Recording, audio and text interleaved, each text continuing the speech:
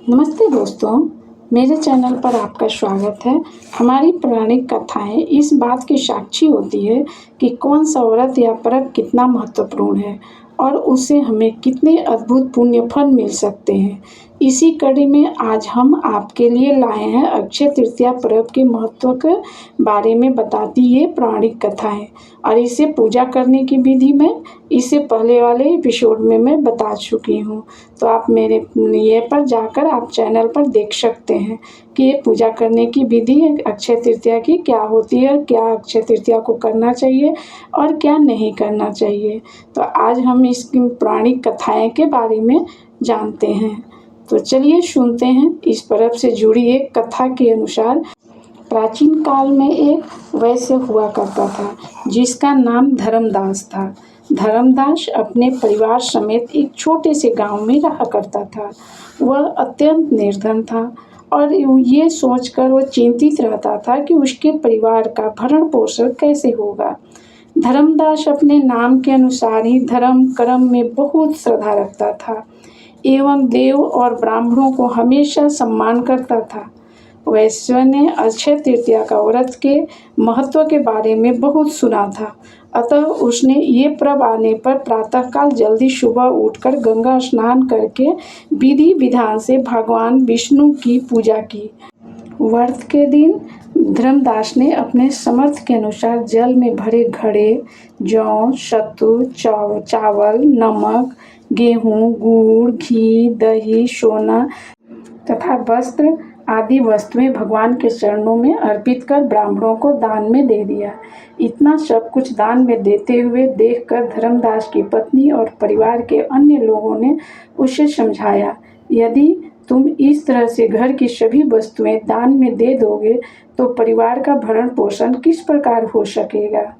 परंतु वो उनकी बातें सुनकर भी विचलित नहीं हुआ और पुण्य काम करता रहा। वो हर वर्ष अक्षय तृतीया का इसी प्रकार विधि विधान से भगवान विष्णु की उपासना करता एवं ब्राह्मणों को यथासंभव दान देता था। यहाँ तक कि जब धर्मदास वृद्ध हो गया और रोगग्रस्त रहने लगा तो उसने धर्म कर्म करना नहीं छोड़ा।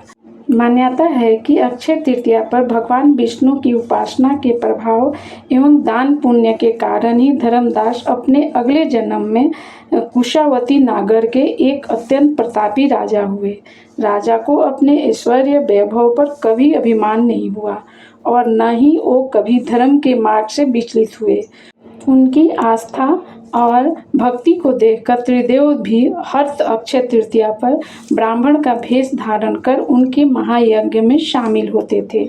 ऐसी मान्यता है कि यही राजा अपने अगले जन्म में भारतवर्ष के महान सम्राट चंद्रगुप्त के रूप में जन्मे थे। अक्षय तृतीया से जुड़ी एक और प्रचलित कथा के अनुसार सुदामा जी इसी दिन भगवान श्री कृष्ण से आर्थिक सहायता मांगने के उद्देश्य से द्वारिका गए थे, किंतु संकोचवश वह कृष्ण जी से अपने मन की बात नहीं कर सके। हालांकि भगवान श्री कृष्ण ने अपने मित्र की चिंता को भली भांति भांप लिए थे और सुदामा के घर पहुंचने से पहले ही उन्हें धन धान्य से परिपूर्ण कर दिया। इसी दिन के महत्व से जुड़ा एक और प्रसंग महाभारत में मिलता है कि अक्षय तृतीया के दिन ही भगवान सूर्यदेव ने पांडव को अक्षय पात्र भेंट किया था। यह एक ऐसा दिव्य पात्र था जिसमें कभी भी भोजन समाप्त नहीं होता था।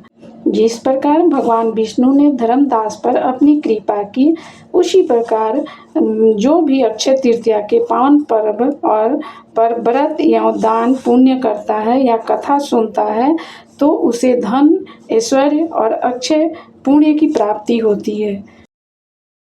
हमारी कामना है कि आपका अक्षय तृतीया का पर्व सफल हो और भगवान विष्णु की आशीर्वाद मिले।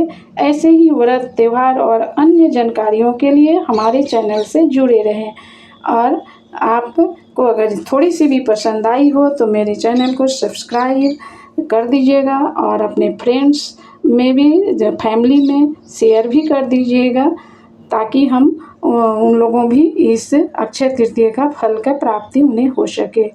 और मेरा फुल वीडियो वॉच करने के लिए थैंक यू दोस्तों। फिर मिलेंगे नई जानकारी के साथ।